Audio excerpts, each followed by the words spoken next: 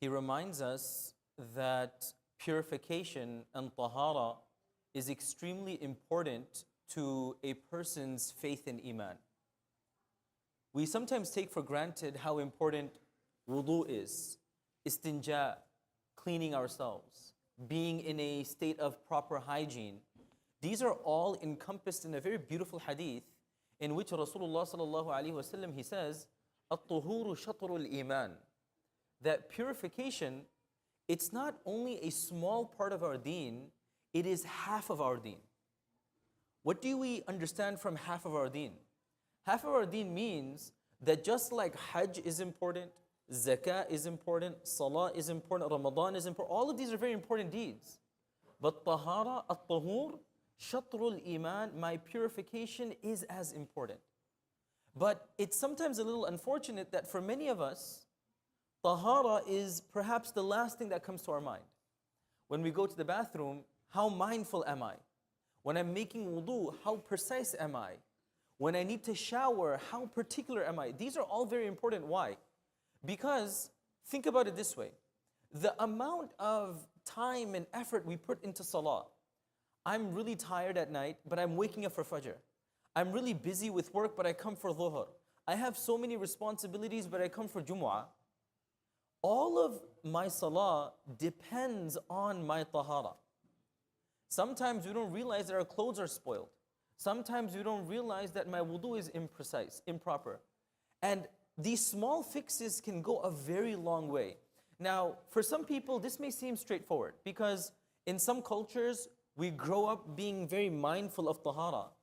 But one thing that I've personally noticed is a lot of youngsters, people in their teens, early 20s, this concept of tahara is very often not in their radar.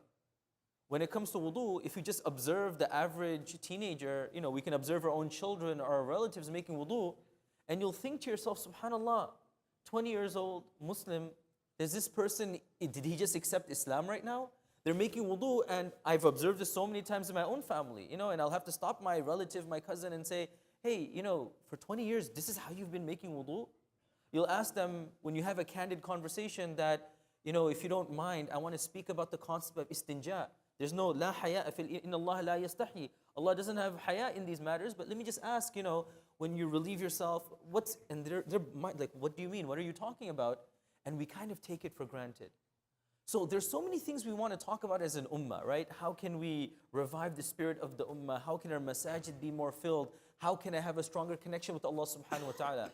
But sometimes in our quest for such major and big things, we overlook simple things such as tahara, hygiene, cleanliness, presentation. This was so important to Rasulullah sallallahu alaihi wasallam. In fact, he would say that لولا أن أشق على أمتي لأمرتهم بالسواك عند كل صلاة. Nabi sallallahu alaihi wasallam was so particular about being clean that he would say, the miswak, I do it.